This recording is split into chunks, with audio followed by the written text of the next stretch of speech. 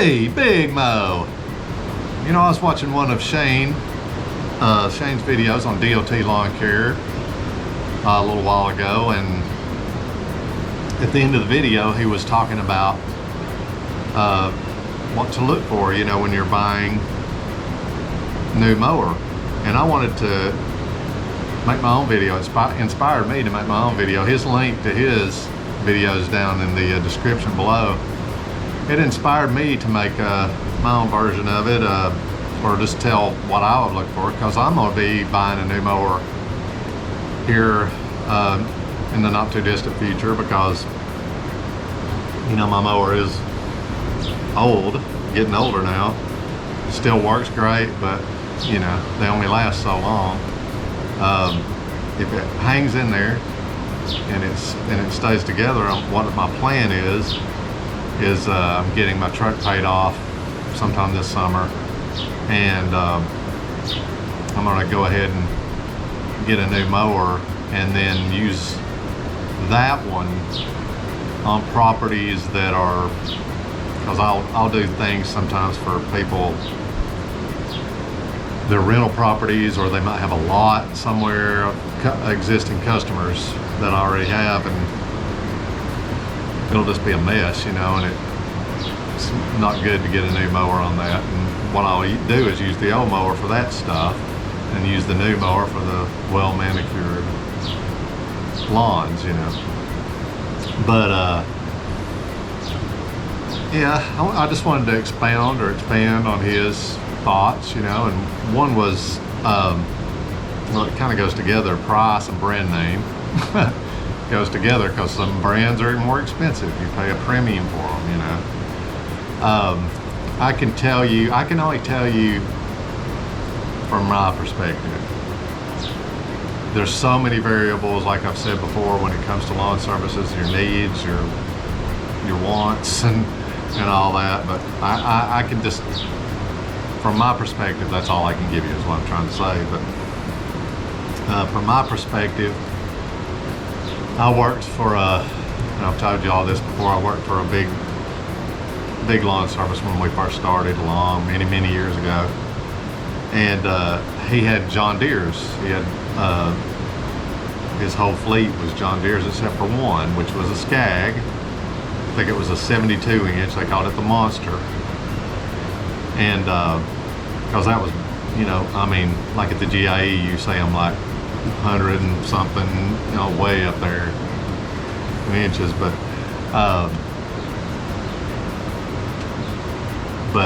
back then, you know, that was a big freaking mower, and so they called it the Monster. But I always remembered that, you know, that Scag, because it was, the John Deere's would be in the shop all the time, because, you know, like I've said also before, when you have a lawn service like that, when you don't go out with them and they're just left to their own devices out there, they treat the equipment like crap. I've seen it.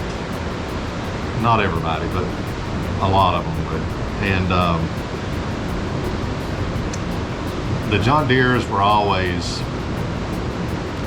you know, breaking down and stuff, but the Scag was always, you know, a workhorse. It was always in good shape, so I always remembered that.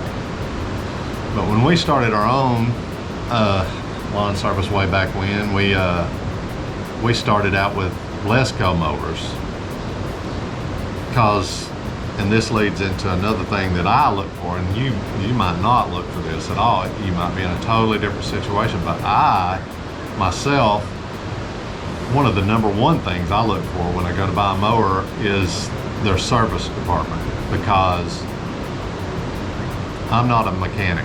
You know, I don't work on these, but I can do small things. I've changed, like, I have a video of me changing a Scag spindle that's done really well. I'll put that in the link. I'll put a link down below of that one as well. But I can do certain things, but there's a lot of things I'm not going to attempt, you know, on the mower. So it's very important to me that they have a good service department. They're established. They've been there for a long time. You know, they're not just some place that's going to open and then be closed a year after I buy the mower. And they have a really good service department that works on their equipment and not just everybody's equipment. because back in the day we had that good situation with Lesco. It was they only worked on their equipment, you know, not just stuff brought in off the street by Joe Schmo. So there wasn't like big wait times to get your stuff fixed.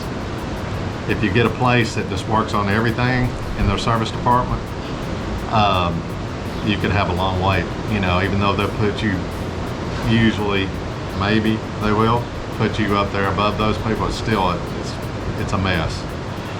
But we had a good situation with the Lesco, and we used those, and they were made by Cub Cadet.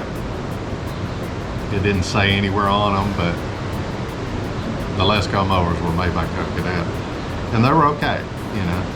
They would last a few years.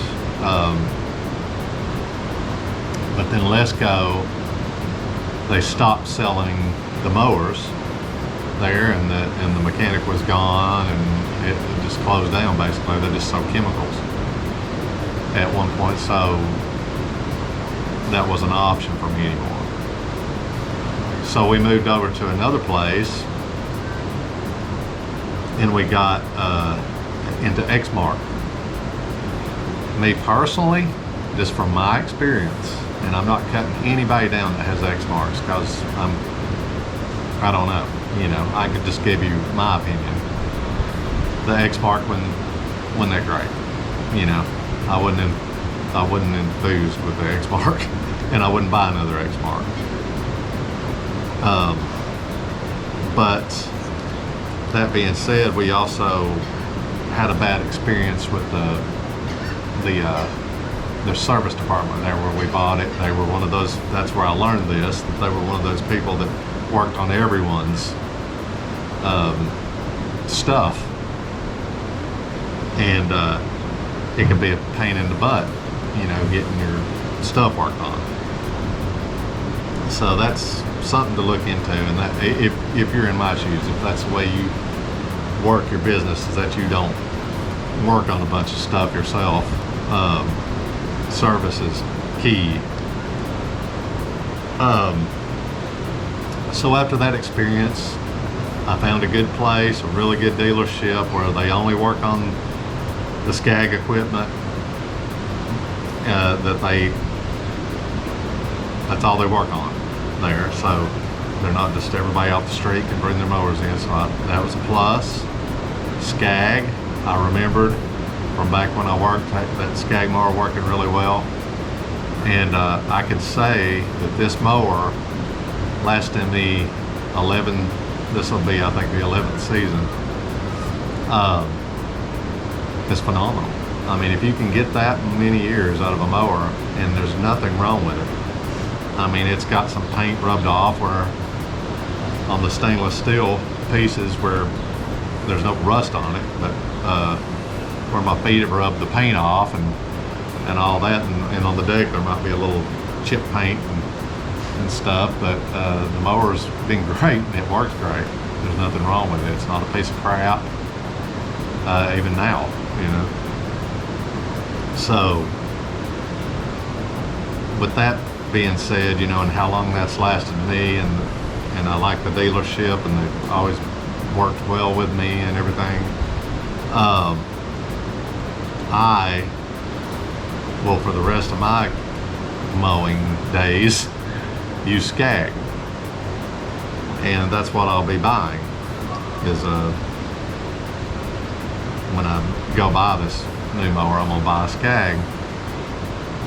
So that's basically my thoughts on it. And then there's one last thing I want to hit on, is, and that Shane hit on, is the size of the mower. That's the only thing, you know, I've never had, and I couldn't even see this happening, and it may be different. You may live around assholes, I don't know. But I've never seen this happen where they come out and go, oh, I can't have that truck with a dent in it in my neighborhood and parked in front of my prestigious house, and that filthy mower. You know, I've never seen anything like that, but I'm not tell you that honestly, in all the years I've been mowing, you know, it just don't happen here. But But what I have seen, and I have had people say this, if you work on really well manicured yards in the nice neighborhoods, I have seen people be funny about the size of the mower. And I would say, if you're going to be mowing yards like that, you should really think seriously about the size. If you get out there on a 60-inch mower on these well manicured yards, they may be funny about it. And I've seen that happen. So I would say on those top yards, if you're doing a bunch of those, get a good size, big enough mower, but not too big. Or you may run into that. You may not, but you may run into that. Now, like Shane said, if you're out mowing fields and stuff, if that's the majority of what you do, if you're out mowing big fields and stuff, by all means, heck, get a. If what I was doing, I'll tell you this, if all I was doing was mowing big fields, I would get one of those big gigantic, or since I use Scag, I'd say, hey, what's the biggest Scag you got? You know, and that's what I would use, but you kind of have to think logically, you know, that you don't need 100-something inch mower on a small, nice manicured yards. You know, that's silly.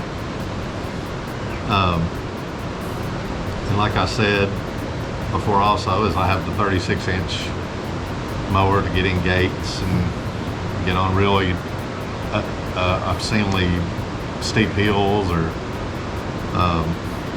even as a spare, you know. But that's my plan.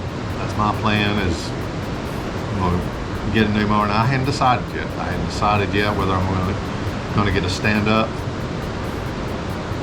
or a sit-down mower. I really don't know. You know, it's something I'm really debating about.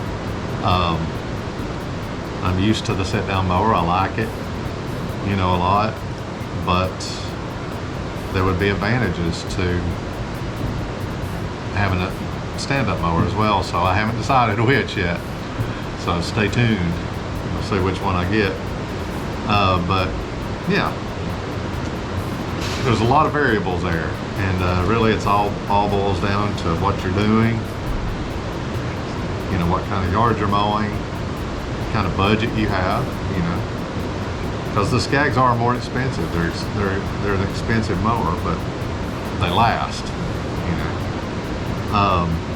But all things, you know, you just got to consider all things when you're in your life and how you're doing things when you go to buy a mower. I'm sure there's other good brands out there. You know, Scag is what I choose, so. And that's just my personal preference. So you can take that and do with it what you will. You can go on Scag, or you can, you know, whatever. Anyway, guys, we love y'all. Be safe out there. Have a great day.